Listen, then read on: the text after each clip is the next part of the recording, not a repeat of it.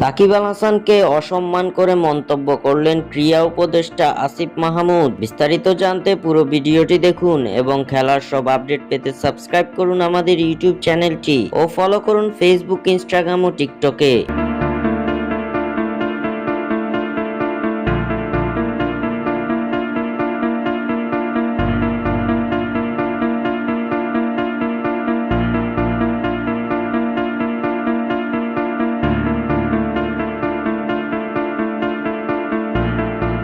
দেশের মাটিতে নিজের ক্যারিয়ারের শেষ টেস্ট খেলতে চান বাংলাদেশের ক্রিকেট ইতিহাসের সবচেয়ে বড় তারকা সাকিব আল হাসান। টাইগার ক্রিকেটে অবশ্য মাঠ থেকে বিদায়ের নজির খুব একটা নেই বললেই চলে। সাদা জার্সিতে নিজের অবসরের সিদ্ধান্তের ব্যাপারে সাকিব আল হাসান জানিয়েছিলেন, দেশে পর্যাপ্ত নিরাপত্তার নিশ্চয়তা পেলেই অক্টোবরে মিরপুরে নিজের শেষ টেস্ট খেলতে নামবেন তিনি।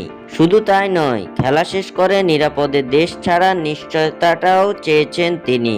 তবে বিশ্বসেরা অলরাউন্ডারের এমন চাওয়া পূরণ করার চেষ্টা করবে না বলে জানিয়ে দিয়েছে বাংলাদেশ ক্রিকেট বোর্ড বিসিবি সভাপতি ফারুক আহমেদ পুরো ব্যাপারটি ঠেলে দিয়েছেন সরকারের কোর্টে। তিনি বলেছেন, সাকিবের ব্যক্তিগত নিরাপত্তার বিষয়টি বোর্ড দেখবে না।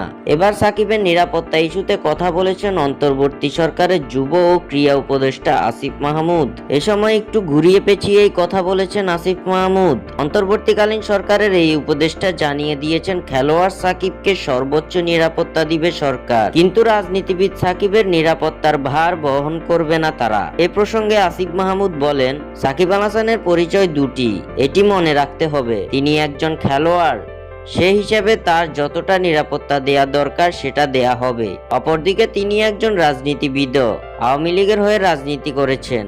মানুষের মধ্যে এই দুই পরিচয় নিয়ে মিশ্র প্রতিক্রিয়া আছে। এখন খেলোয়াড় হিসেবে আমাদের একজন খেলোয়াড়কে যতটুকু নিরাপত্তা দেওয়ার দরকার ততটুকু আমরা দেব। এ সময় সাকিবের প্রতি অনেকটা শর্ত আরোপের সুরে উপদেষ্টা বলেন, রাজনৈতিক পরিচয়ের কারণে জনগণের মধ্যে যদি ক্ষোভ থাকে তাহলে নিজেকেই তার সংশোধন করতে হবে। নিজের রাজনৈতিক অবস্থান সাকিবকে স্পষ্ট করতে হবে।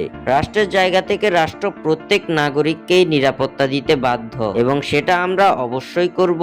সাকিবের নিরাপত্তা ইস্যুতে কথা বলতে গিয়ে এসব কথা জানান অন্তর্বর্তীকালীন সরকারের উপদেষ্টা আসিফ মাহমুদ। স্বাক্ষর থেকে সাদবিন ইসলাম।